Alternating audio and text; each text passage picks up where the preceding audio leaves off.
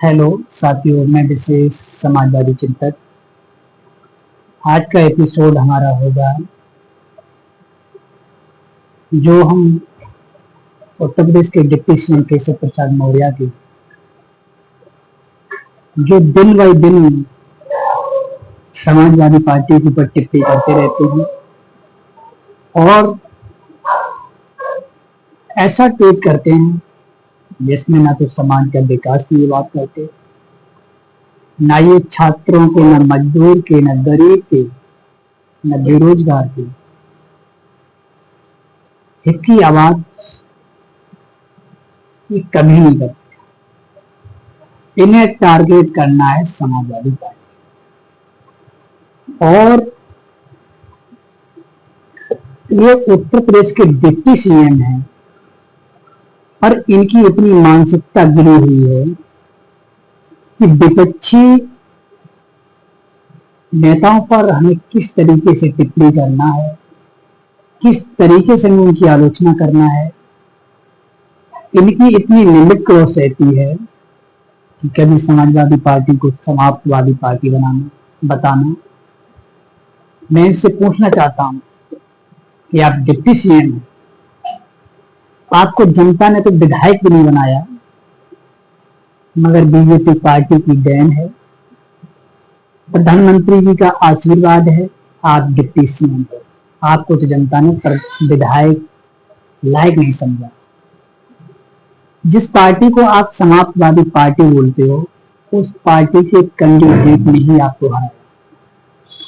आपका वजूद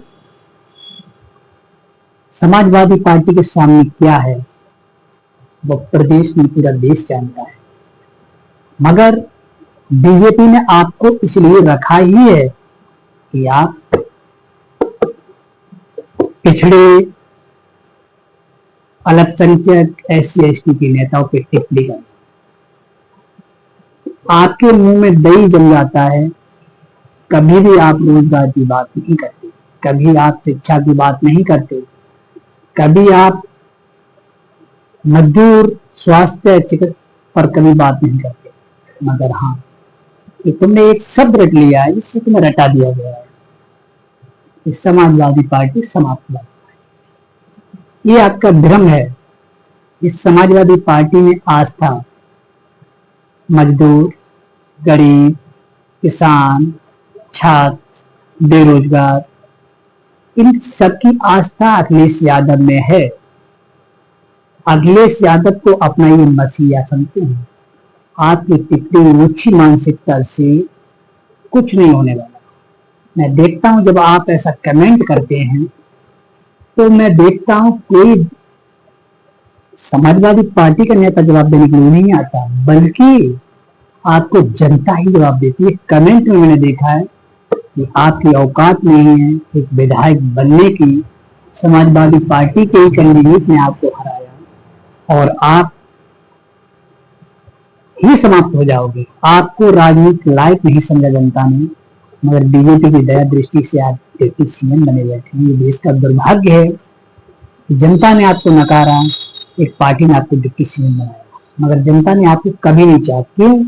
आपकी इतनी भाषा खराब हो चुकी है, आपके बलबूड़े, कि आप दिन पर दिन आपका ऐसा बयान रहता है, इतना घमंड भरा बयान रहता है, इतना ईगो भरा बयान रहता है, जिससे जनता ने आपको समाप्त कर दिया था।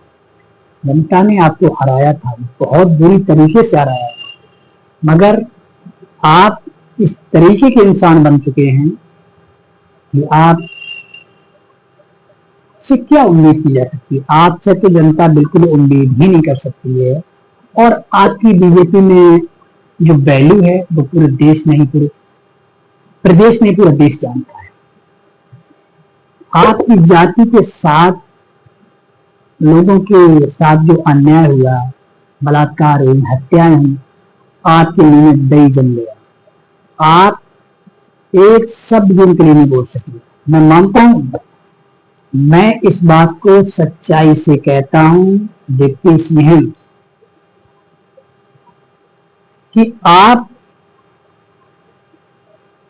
जिस दिन अपने समाज के लिए, ओबीसी एसटी के लिए इलेक्शन के लिए आवाज जिसने बुलंद की, उस दिन आपको बीजेपी पार्टी से निकाल दिया जाए। आप उनके मन मुताबिक नहीं चलेंगे, उनके दिए शब्द आप अगर नहीं बोलेंगे तो आपको पार्टी एक प्रवक्ता की पद पर भी नहीं रखेगी। मगर उन्हें समाज का बोझ चाहिए, बुरा बनाकर आपका नाम ही जनता ने स्कूल मंत्री रख लिया है। तो आपको, आप कहते हो कि हम नेता हैं, मगर उत्तर प्रदेश की जनता तो आपको कुछ नहीं समझती है, कुछ नहीं समझती, आपसे कोई उम्मीद भी नहीं करती है कि आप डिप्टी सीएम बीजेपी पार्टी के लिए आप हैं। मगर जनता आपको कभी सीएम डिप्टी सीएम नहीं मानती कि राजनीति किस लिए की जाती है, राजनीति की परिभाषा तक नहीं आपको पता है। राजनीति की जाती है किसी पार्टी के सरमस्तक करने के लिए नहीं की जाती है। राजनीति एक ऐसा अवसर है जब भगवान मौका देते हैं तो जनता की सेवा में तन धन मन से समर्पित हो जाना, जब इतने बड़े ओहदा पर हमें पहुंचने का मौका जब ईश्वर देता है तो हम ना कि घमंडी बनकर, ना कि किसी को खुश करने के लिए, बल्कि सच्चा हित हमारा जनता की सेवा में ही छिपा है। Deputy CM Uttar Pradesh Samajwadi party 2024 में 37 सांसद लेके आए, 6 कांग्रेस पार्टी के, जो भी समाजवादी पार्टी और अखिलेश यादव के नेतृत्व में ही 6 सीटें जीती कांग्रेस और 37 समाजवादी पार्टी।